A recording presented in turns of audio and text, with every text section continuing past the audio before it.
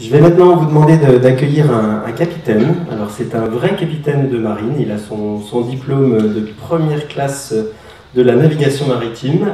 C'est aussi un capitaine d'industrie, l'industrie Serge Ferrari, qui ne fait pas encore partie de la communauté Lucie, mais on ne désespère pas.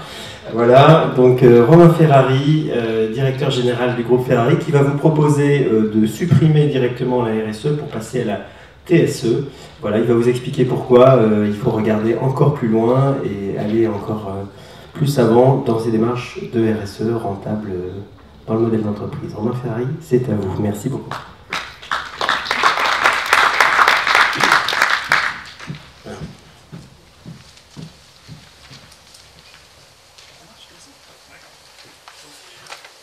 Bonjour à tous. Non, les propos sont très élogieux, mais en fait, on est une PME. En fait, on va se retrouver sur le territoire de la PME.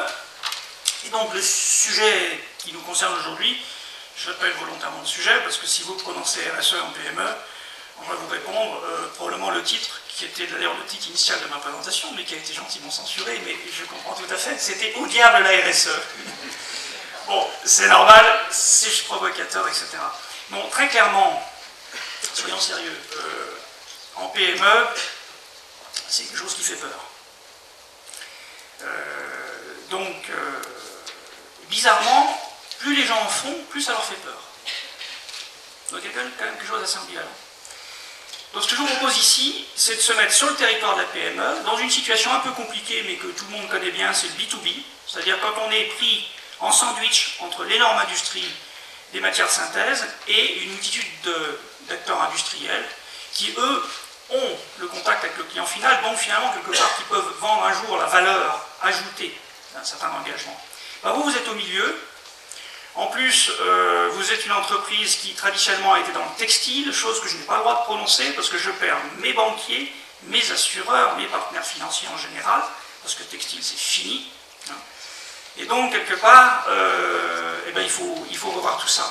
Alors, ce que je vous propose là, c'est vraiment un petit tour d'horizon de ce qu'on peut faire en PME, avec des partenaires de PME, et de voir comment éventuellement on peut reconstruire le concept de RSE, mais quelque part en le vendant par le bas, et non pas par le haut, c'est-à-dire pas par quelque part un chapeau de plus sur un paysage normatif, contraignant, etc., qui de toute façon font fuir cette population-là. Moi j'en ai vraiment l'expérience dans mon milieu. Mais c'est pas grave, il suffit de le prendre à l'envers. Alors, petit clin d'œil, en fait, dans notre logo, il y a déjà un sens caché. Mais vous voyez, les sens, il faut les cacher dans notre territoire. En fait, il y a à la fois la courbe de développement, de croissance, ça marche bien, super. Et puis il y a une courbe de décroissance qu'on a cachée au-dessus, en fait, pour pas que ça se voit trop, ne les montrer qu'aux gens qui ne sont pas choqués par ça, et de dire oui, notre enjeu pour le futur, c'est de décroître l'intensité matérielle et énergétique de nos activités avec nos clients. Bon, mais on n'en parle pas et surtout ne le dites à personne. Alors, on est une entreprise en B2B, on fabrique des rouleaux de membranes composites, ouais, ça c'est le nom qu'on s'est inventé pour ne pas dire textile, hein, je vais vous expliquer pourquoi, membranes composites. Alors ce qui est beaucoup plus sympa, c'est de voir ce que font nos clients avec ça. Nous, c'est pas rigolo, c'est des bobines. Hein. Donc ils font un peu tout ça, c'est-à-dire des bâtiments, ce qu'on appelle l'architecture textile, ouais, ça c'est sympa.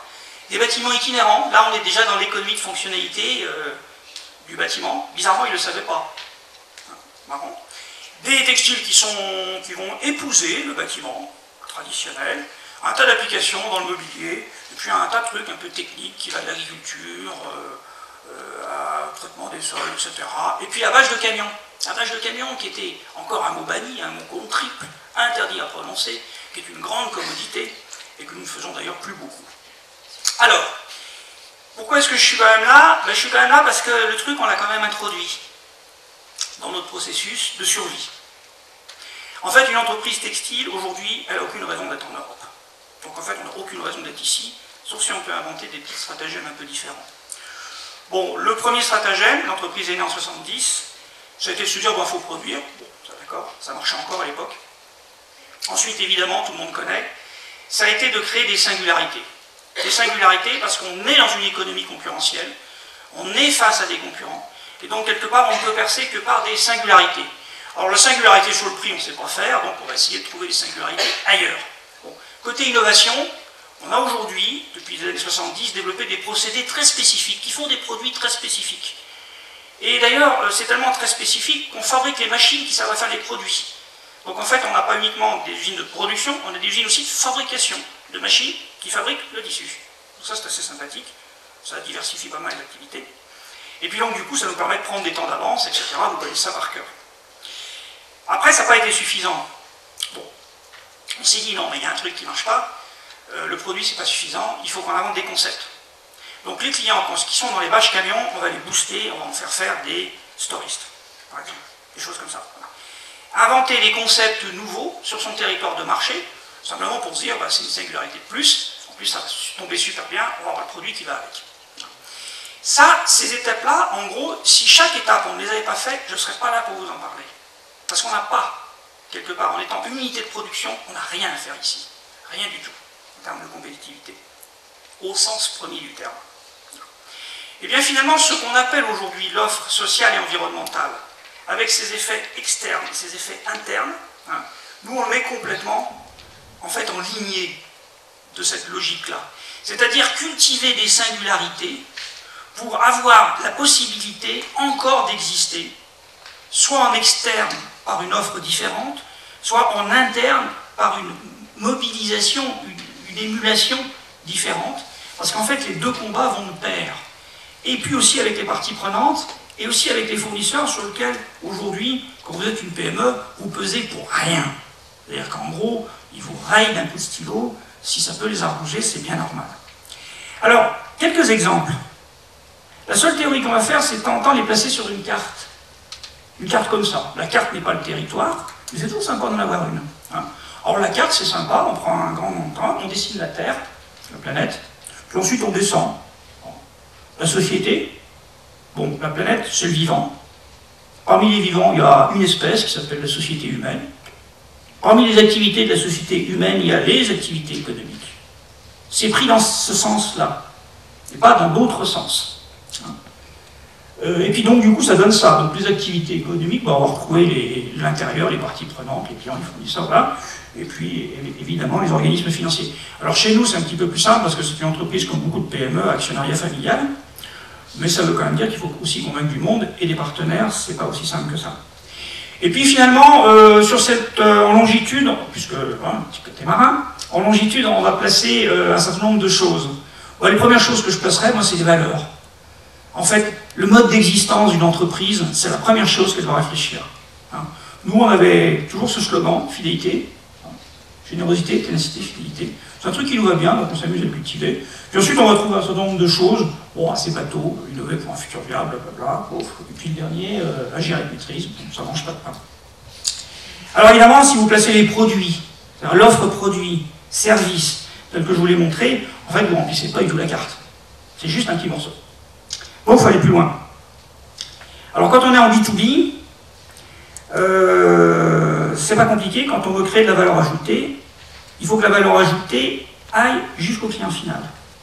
Donc par définition, ça vous oblige à coopérer. En aval avec vos clients, et en amont avec les fournisseurs pour aller chercher des leviers. Parce que vous avez quand même des petits bras en PME. Hein. Eux, ils ont quand même des trucs assez costauds. Hein. Ça, c'est un petit peu la base de ce qu'on a développé. Hein. Parce que je le rappelle, on est quand même juste une PME, bon, on est plutôt ETI, dans la mesure où on est à peu près 500-600 personnes. Hein. On exporte beaucoup, 70% de notre chiffre d'affaires, hein. À peu près 45% hors Europe. Hein. Mais on reste quelque part sur un territoire extrêmement concurrentiel, extrêmement difficile. Alors, bizarrement, on est une entreprise hyper compliquée, c'est-à-dire que à contre-courant de la mode, qui est de se recentrer sur son métier de base, ben nous on s'est diversifié sur les périphériques, ce qui fait que ça donne tout ça. On fait tout ça, on fait un tas de métiers. Le premier c'était l'induction, au milieu, et puis ensuite on s'est intégré petit à petit en amont. En amont pourquoi? Parce que quelque part nos fournisseurs de la chimie se désintéressaient aussi de nos matières premières. Donc on a été quelque part condamné à faire deux choix, soit j'achète pas cher en Asie, parce que là il y en a plein, soit je rachète les unités de production de mes fournisseurs, à l'époque c'était Ron Poulenc, et je crée à partir de ces unités de matières premières des points de singularité sur mon tissu final. Bon, c'est ce qu'on a essayé de faire et que l'on conserve aujourd'hui. C'est pour ça qu'aujourd'hui, Bon, on n'a pas filé en Suisse, pour se cacher, mais on file en Suisse. Enfin, notre file. Bon, c'est un accident, mais ça marche assez bien, finalement. Hein. Bon, les autres unités sont en Europe. En France et en Suisse, bon, parce que du coup, on a fait notre marché, on a racheté un petit concurrent. Hein. Et donc, du coup, aujourd'hui, on a des activités extrêmement manufacturières en Europe, hein, sur lesquelles on a construit une chaîne, en fait, de singularité qui se traduit sur le produit. Voilà. Très clairement, il n'y a pas de RSE. Non. Alors évidemment, ça se traduit par le fait que dans la grosse PME Serge Ferrari, on peut changer de carrière sans changer de valeur. On peut rester dans l'entreprise et passer d'un métier complètement différent à un métier complètement différent. Bah, c'est quelque chose qui marche très très bien chez nous, hein, parce qu'il y a un moment, on en a marre de faire la même chose, quoi qu'il arrive. Bon, c'est une idée. Alors il y a aussi autre chose qu'on fait auprès de nos clients, ça c'est très amusant, c'est d'arrêter de leur vendre que du produit, mais d'essayer de leur fournir des conseils. Beaucoup d'accompagnement. C'est assez vicieux. Alors, premier service qu'on peut leur offrir, c'est de se transformer. Ça, c'est par exemple un exemple sympathique. Dans les années 70, on n'avait pour clients que des bâchistes de camions. Donc des gens qui font des bâches de camions. La commodité la plus terrible aujourd'hui. Bah, très clairement, on leur a dit, c'est pas compliqué, vous êtes 60 sur ce marché aujourd'hui en France. Dans 20 ans, vous serez plus que 2. Alors, vous sortez de la salle, 58, on en garde 2, ça va plus vite. Hein. Ou alors on fait autre chose. Et on a joué un jeu complètement différent. On a monté une association, ils ont adhéré à cette association, et en fait aujourd'hui ils partagent tout un tas de savoir-faire, en dehors de la bâche de camion, sur des marchés qu'ils ne connaissaient pas, mais où au moins un d'entre eux avait commencé déjà à mouiller là-dedans, etc., etc. Et comme ils n'étaient pas concurrents directs, parce qu'ils étaient chacun sur leur territoire à cette époque-là, hein, et bien aujourd'hui ils ont gardé cette structure. Ils ne sont pas concurrents directs, ils sont entièrement coopérateurs. Ils sont développés sur un tas de niches applicatives très différentes. Ils échangent de l'innovation, des techniques marketing, de la formation des jeunes, des savoir-faire, des charges de travail. Aujourd'hui, on appelle ça un réseau d'économie solidaire. Hein. On n'appelle pas ça du tout. À l'époque, on appelait ça relais bâche, puis ensuite relais textile. Et on appelle ça 60 clients vachement sympas, parce que 60 amis, et pas 2 gros acheteurs méchants. Voilà. Et c'est vrai qu'on a une relation commerciale avec ces gens-là qui n'ont rien à voir. Ça, c'est complètement différent. Bon, ça, c'est typiquement quelque chose qu'on peut encore faire sur son territoire de marché quand on s'y prend relativement tôt. Ça demande quand même 25 ans de travail, enfin 25 ans d'amusement, parce que c'est aussi assez festif. Donc là, on travaille plutôt sur des territoires plutôt coopératifs. Autre conseil qu'on livre à nos clients, ça on s'est un peu creusé la patate pour le faire, c'est d'offrir un tas de services autour du produit pour leur permettre de mieux construire leur offre en client B2C. Donc l'ACV par exemple, l'ACV on en a parlé, comme on l'a fait pour d'autres produits, c'est génial mais ça ne sert à rien. En fait, ce qui est utile, c'est qu'aujourd'hui on dit à nos clients, mais vous êtes la FUMA, vous fabriquez des sièges, mais on va faire la CV du siège. La CV du siège avec nos textiles, avec des scénarios de recyclage de textiles ou pas, etc., etc. Donc ça c'est beaucoup plus intéressant. Parce que du coup, on va quelque part les aider à créer et à construire la mesure en fait de leur empreinte environnementale. Autre chose fondamentale, un truc de dingue, on leur fait des études d'alterconsommation. Moi, ça ne sert à rien parce que je suis en B2B. Mais eux, c'est extrêmement important de pouvoir mesurer quelle est la part des nouveaux mouvements de consommation sur leur secteur de marché. Hein. Alors, il y a des secteurs où ça ne marche pas du tout. Hein, c'est 2%, 3%, 4%. Donc, on va le temporiser. Hein. Il y a des secteurs où ça monte, on ne sait pas pourquoi. Dès qu'on est dans le loisir, dès qu'on est dans le sport, la part d'alterconsommation monte à 30%. Ça veut dire que sur ce créneau-là, on peut offrir quelque chose de différent, à condition de le faire vraiment différent, et d'avoir une communication qui soit pertinente, exacte, vérifiable, pertinente et non trompeuse. Donc on les aide en fait à détecter quelque part ces niches applicatives et prioriser un petit peu les actions d'éco-conception ou de communication responsable sur ces créneaux-là. Bon, évidemment, du coup, on fait de l'éco-conception avec eux, ça va bien. De la stratégie de communication éthique, parce qu'une offre éco-conçue sur laquelle on communique en sortant des grands panneaux de publicité, ça ne marche pas du tout, puisque les alterconsommateurs ont horreur de la pub. Par contre, ils adorent la communication, donc il y a toute une stratégie à reconstruire là-dessus. Puis on fait du lobbying, parce qu'il y a des moments où on en a marre que tout ça, ça ne marche pas. Ça, on le fait en réseau. Évidemment, on ne le fait pas du tout nous-mêmes. On le fait avec des spécialistes. Et c'est un réseau ouvert, c'est-à-dire qu'à tout moment, nos clients peuvent nous piquer, en fait, l'idée ou les compétences d'un partenaire extérieur, et en fait, on fait semblant de ne pas le savoir, et on est très content. Ça, c'est très intéressant parce que du coup, ça nous permet, nous, en B2B, à venir s'immiscer sur le territoire de marché de nos clients et venir explorer des stratégies du futur. Et là, on a un levier très très important parce qu'on est sur le client, on sait, Et on a un levier très important, c'est qu'on se fidélise complètement avec le client. Donc c'est là-dedans qu'on va introduire le sujet d'aujourd'hui. C'est au travers de cette démarche-là. Bon, en plus, on s'est amusé, je dis on s'est amusé parce que c'est un truc de fou, à se dire, bah tiens, il faut aussi qu'on soit capable de recycler nos produits. Hein. Alors c'est très compliqué, c'est pas le sujet d'aujourd'hui, mais bref, c'est l'horreur. Il a fallu une technologie, un développement technologique assez énorme. C'est pas du tout aujourd'hui à l'état de schéma, c'est carrément à l'état d'usine. C'est-à-dire que ça tourne, ça recycle. Hein. Ça a été long, ça a coûté énormément d'argent, ça continue à en coûter aujourd'hui. Ça nous coûte en gros 1% de notre chiffre d'affaires, uniquement cette opération de recyclage. On a un réseau de collecte qui nous est propre.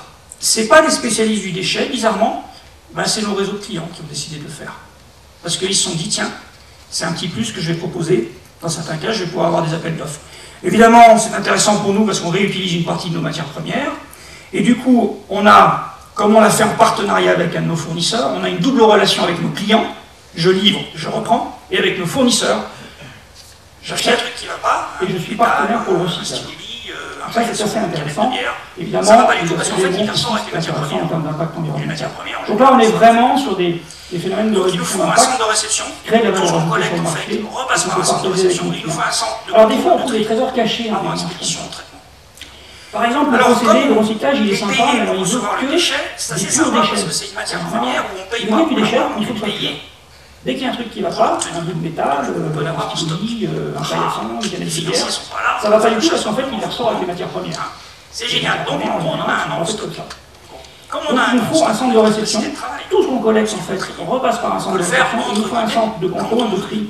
En fait, on a transformé notre centre de tri en un poumon à emploi. Alors, comme on Aujourd'hui, est payé pour recevoir le déchet, c'est assez sympa parce que c'est une matière première, on ne paye pas pour l'avoir, mais on est payé. Et qui sont constamment en train d'osciller en fonction des saisonnalités de marché, des choses comme ça. De se dire, bah, quelqu'un doit réduire la production sur une ligne de fabrication, C'est génial. Donc, et en que gros, c'est on a un l'équipe de monstre. nuit que je vais réduire en premier. Comme on a un Et bien ces personnes-là, elles vont pouvoir travailler en tri sur on peut le faire la entre nuit, guillemets, sans quand on charbon, veut. etc.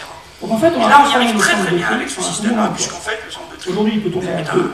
quelque part un atelier à capacité C'est variable. extrêmement important dans nos Eh industries bien, qui sont c'est et qui sont intéressant. constamment en train d'osciller en fonction des saisonnalités de marché, des choses comme C'est ça. avant tout De se dire, bah, quelqu'un, quand je dois réduire la production de ligne de fabrication, et que c'est l'équipe de nuit que je vais réduire en premier, eh bien ces personnes-là, elles vont pouvoir travailler en tri sur sur la cartographie, ça donne des trucs comme ça. Sinon, bon, on produit des matières premières. Et là, on arrive très très bien avec ce système-là, puisqu'en Donc, fait, on se met en vente. On a découvert que c'était quelque part des un matières qui atelier à allaient plutôt sur capacité des marchés variable. alternatifs aux nôtres, pas C'est-à-dire, techniques, mais plutôt mode, c'est intéressant sur le plan plutôt social. luxe, mode, etc. C'est avant tout Hein. l'opportunité en On fait est en de train de dénicher. monter Il est très clair que dans la logique faire classique qui aurait été de dire ça c'est pas les notre filières technologie, aval, c'est qui faire de la étaient vente. les grands métiers du passé, les fils D'où le fait de l'intégrer. Bon, donc sur la cartographie, ça donne des trucs comme ça. Sinon, bon, on produit des matières premières, secondaires, forcément avec le recyclage. Donc du coup, on se fait en vente. On a découvert que c'était des matières qui allaient plutôt sur des marchés alternatifs aux autres, pas techniques, mais plutôt Il faut mode, savoir faire avec les machines, plutôt personne ne construit. luxe, mode, etc. On est en train de reconstruire en Donc, fait du coup, on un est en réseau train de d'économie monter, solidaire, toujours avec la même de logique faire que ce qu'on a dit ressusciter précédemment. plutôt toute une Mais sur filière une valeur aval, ajoutée qui est textile recyclé, production certifiée Écossaire, un très bon positionnement sur le marché. des gens comme ça. Et sur lequel évidemment c'est pas c'est le dinosaure de commercialisé, par exemple. c'est directement en fait nous on joue le rôle un petit peu d'accompagnateur. Le principe c'est au travers d'une charte d'obliger les utilisateurs finaux à acheter directement au producteur pour conserver la marge chez eux. Donc on est en train de reconstruire en fait un réseau d'économie solidaire, toujours avec la même logique que ce qu'on avait vu précédemment, mais sur une valeur ajoutée qui est textile recyclé. Voilà, sinon d'autres stratégies de durabilité très sympas, la dernière, pour conclure. Et sur lequel évidemment c'est pas Quand on a démarré notre programme de recyclage, c'est directement, j'ai eu un appel de nous, Suisse, on joue un petit peu d'accompagnateur, de le principe frères c'est au qui travers s'appelait du charte Freitag à l'époque, d'obliger les utilisateurs et finaux chez à Ferrari, on a acheter eu un directement presse, un au truc qui ne producteur. fait pas plaisir, Pour on conserver la marge de chez eux, recyclage pour les bâches de camion, on a 200 bâches de camion, Ça, c'est des trucs que vous en fait c'est pouvez un voir avec des besaces, évidemment, qui à partir de bâches sur de une camion, cartographie comme ça donc ils ont fonctionnent. plein des vieilles vaches. Voilà, sinon d'autres stratégies de durabilité très sympas, la Bon, dernière. alors j'avais aussi un autre problème à l'époque, Quand on a c'est les démarré bachistes, notre programme de il en recyclage, reste deux, puisque j'ai eu un appel de Suisse, les deux sont de mal petits créés. frères, qui s'appelait Freitag à l'époque. Les deux qui sont sur les Chez commodités, eux Ferrari, qui on sont a vu dans la payés presse un pour truc qui ne fait recycler. pas plaisir, vous voulez ouvrir une usine de recyclage pour les bâches de camion, mais nous, sans bâches de camion, on ne pas sa vie, alors on va En fait, c'est un charge, avec c'est les pas deux trop axes. cher, ça va bien comme ça. Donc du à coup, partir de bâches on de les avait camion. pas ces flux-là. Et donc, ils ont plein de vieilles bâches. Donc, Alors l'idée en fait c'est de partir de ces deux contraintes et de dire Bon, sur alors, Freitag, j'avais aussi un autre problème à moi, je vais vous l'époque, faire c'est que les rencontrer bachistes, grands acteurs donc il en reste deux, européens, des bâches de il y a camion. 58 autres. Et vous allez pouvoir les chercher, les bâches. Les deux sont pas créés. Et Freytag, lui, comme il fait des sacs bien vendus. Les deux qui sont sur les commodités, eux, de toute façon, Donc payés le gars qui pour ne voulait pas payer, il recycler. est content, je demande quelqu'un qui veut payer. Pas de la galère. Hein. Ça, c'est des sympa. bâches de camion, On paye très cher. alors, on va en décharge, c'est pas trop cher, ça C'est vient tout comme le même ça. prix. Donc du coup, on les Donc a du pas. coup, les bâchiers sont contents, ils se débarrassent de leurs déchets. Alors l'idée, en fait, c'est de sortir de ces deux Ça contraintes, marche bien. c'est-à-dire, puisque Freytag, Freytag, il est content, il a des bâches de camion, Moi, je vais vous il a faire été voir rencontrer Renault des pour grands les ceintures de sécurité, et Bob, européens, il a la des ceinture de bâches de Bedas, etc. et vous allez pouvoir Et les comme c'est pas faire. des petits, ils font juste Et 150 000 ça, sacs il par fait des an, sacs bien vendus 300 €. Attention, Donc le gars en qui 10 fait ans, ça, ils ont fait ça. je vous demande quelqu'un qui veut payer. c'est pas des petits, hein. C'est pas des petits leurs sacs, hein. Il paye très cher. C'est énorme. C'est énorme. Ce qu'ils collectent, ils le valorisent, très Donc, bien. les bâtiments, Positionnement marketing, de la superbe. Il n'y a pas de marketing en fait. C'est pour ça, c'est que de la valeur. Freytag, il est content, il a des bâtiments. Et s'il y avait juste un souci, c'est que la moitié de ce qu'ils collectent, ils ne peuvent pas l'utiliser. Parce qu'il n'y a pas le bon motif, il n'y a pas le bon truc, etc. Donc qu'est-ce qu'ils font? Ils l'incinéraient avant. Alors pour une entreprise écolo, incinérer la moitié de ce qu'on machin, pas très chouette. Donc quand ils nous ont trouvés, ils ont dit génial. Donc eux, ils payent. Ils me préparent les lots, ils me les trient, ils m'enlèvent toutes les contaminations et ils payent pour le recyclage. C'est mon premier fournisseur de vieilles bâches camions sur le marché mondial, ces gens-là. Bon, c'est juste 30 tonnes par mois pour 60 000 m². Voilà. Donc c'est pour vous montrer que ce genre de coopération, en fait, ça vient, quoi. C'est-à-dire qu'en gros, il ne faut pas aller le chercher. Il faut juste avoir le cœur pour se dire, en interne dans l'entreprise, bah, soyons ouverts à des trucs comme ça. Et bon, Freytag, j'aurais pu l'envoyer bouler en disant, écoutez, moi je m'en fous de votre truc, démerdez-vous. Hein, c'est pas mon problème. Donc, la cartographie en détail, hein, en verbe. Et puis la réflexion finale, c'est de se dire, bah, vous comprenez, en situation de PME, je dirais, la transition sociale et environnementale, je crois qu'on a intérêt à l'inscrire dans une démarche d'innovation, de création de singularité, et surtout pas, quelque part, sous forme d'une recette ou d'une contrainte supplémentaire, parce que je crois qu'on risque de prendre le problème un petit peu dans le sens inverse. Après, évidemment, il faut bien cadrer tout ça, il faut pouvoir en communiquer, et ça marche bien. Mais le petit point dont vous parliez, moi, je ne suis pas crédible, hein, ça ne marche pas. La seule chose qui marche, en fait, c'est quelque part de trouver les conditions de survie pour des entreprises qui ne sont pas faciles, et d'essayer de capturer la valeur, mais là, il y a des réflexions à avoir, notamment à partir de ce que Bradec avait fait. Comment capturer la valeur sur ces territoires-là? Le facturer, c'est dangereux. L'insérer dans le produit, le surcoût, c'est pas toujours possible. La meilleure façon qu'on a trouvée aujourd'hui, c'est de partager le succès avec nos clients. Hein. C'est là-dessus qu'on fonctionne. Voilà. Merci. Encore un applaudissement pour Romain Ferrari. Alors, je suis extrêmement content. C'est moi qui l'ai trouvé dans une conférence et qui l'ai débauché. C'est la deuxième fois qu'on se voit en fait, et il a accepté tout de suite de venir parler avec passion, comme vous l'avez vu, de ce qu'ils font, avec vraiment une vision nouvelle, un nouveau paradigme, comme on dit. Et c'est vraiment fantastique. Alors, merci beaucoup. On va prendre une question. Monsieur Ferrari reste avec nous pour le déjeuner, donc vous pourrez l'interroger à loisir. Voilà, donc Madame la Présidente du Label Lucie, une question pour Monsieur Ferrari, et ensuite on passe à la suite. Je pense que vous avez vraiment tout compris, entre guillemets, sur le côté complètement systémique de ce que vous faites. Hein. J'ai une question, et notamment j'étais très intéressée par votre poumon, avec votre atelier extensible, entre guillemets. Comment se passe le dialogue social dans une entreprise qui est sur un marché, vous l'avez dit, extrêmement compliqué, et comment vous arrivez à faire passer ça vis-à-vis des partenaires sociaux quand on voit ce qui peut se passer dans d'autres entreprises qui font vivre de l'actualité aujourd'hui, puisqu'on est déjà un peu dans la flexibilité du travail, là. Enfin, on est dans une forme de flexibilité du travail. Ça repose sur quoi finalement le dialogue social dans une entreprise comme la vôtre? Vous savez, on a l'avantage d'être à la campagne, et donc beaucoup de collaborateurs dans l'entreprise ont été paysans ou sont aussi paysans plus dans leur travail. Donc c'est pas compliqué, je pense que c'est des gens qui sont lucides, tout à fait lucides. Et contrairement à ce qu'on pense, ils sont beaucoup plus en alerte sur les stratégies de l'entreprise, sur sa capacité à garder de la valeur ajoutée sur le territoire de marché, sur le moyen terme et le long terme, parce qu'en fait le court terme ils s'en moquent, ils ont raison, que des grosses entreprises plutôt sur des territoires urbains, etc. On n'est pas du tout dans le même terroir. Et c'est ce qu'on partage avec nos clients, parce que les bourreliers bâchistes qui sont aujourd'hui sont des grands confectionneurs, voire des entreprises beaucoup plus costauds, comme Grillet Serre à Carros, par exemple, qui est un de nos partenaires en recyclage, qui est un des meilleurs d'ailleurs au niveau recyclage, etc. c'est des valeurs humaines qui de toute façon forment un continuum entre les relations que vous avez avec vos fournisseurs. En fait, nous on ne fait jamais d'appel d'offres, on n'a que des partenaires fournisseurs et on partage des choses avec eux, en interne, et la relation client. C'est un continuum. Je voudrais dire, ce qui va être difficile, c'est justement quand il n'y a pas de continuité. Et c'est ça qu'on a réussi à construire. Alors évidemment, c'est très singulier. Quand un gars est sur une machine très automatisée, quand même, avec des procédés extrêmement sophistiqués, où lui-même d'ailleurs participe à la conception de ces machines, comme nous on fabrique nos machines, en fait, les opérateurs participent à la définition de leurs machines, c'est vachement sympa. Du jour au lendemain, faire du tri, on pourrait se dire, ouïe aïe, ça va bloquer. Hein. Ben, ça ne bloque pas du tout, parce que bizarrement, à ce moment-là, face à l'inconvénient du travail, parce que c'est clair, c'est pas marrant à faire, hein, il y a quelque part la valeur de sens qui vient compenser.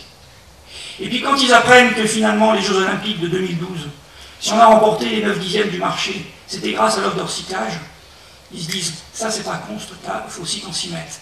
Et en fait c'est ça qu'ils pensent, c'est pas le travail qu'ils ont à faire, surtout qu'ils savent qu'ils ne vont pas le faire, pendant 365 jours, hein. Ils le font que sur des périodes de temps. En gros ça passe très bien. Alors après, bon, c'est clair que chez nous, c'est râteau, quoi. Il y a très peu de pyramides, il y a très peu de... parce qu'on a la possibilité de le faire. Alors bizarrement, on dit que dans les PME, le taux de participation au syndicat est très faible. Ben, chez nous, il doit être à peu près de 43%. Donc il est très fort. Il y a un syndicat autonome. Ils ont créé un syndicat autonome aussi, bizarrement, hein, pour trouver un peu la chaussure qui va à leur pied. Bon, ça fonctionne assez bien. Le taux de participation aux élections, c'est plus de 80%. Voilà. Donc, en gros, on est différents, mais en fait, on va retrouver des chiffres assez intéressants. Mais je crois que c'est vraiment des territoires sur lesquels il faut accepter d'observer et de cultiver la différence, la diversité, en fait, par rapport à d'autres schémas. C'est un petit peu le risque, parfois, d'arriver avec des schémas et de se dire, mais non, vous allez voir, ça, il va falloir le faire différemment, parce que, et donc, du coup, on est contradictoire avec les valeurs. Merci beaucoup Monsieur Ferrari. On va passer à la dernière intervention de la matinée. Un petit film avant donc, la présentation de la société GNBA. J'invite les gens qui se trouvent derrière debout. Il y a plein de places au deuxième rang ici qui sont libres. Donc venez vous asseoir, ne restez pas debout pour savourer la dernière partie. Voilà. Merci.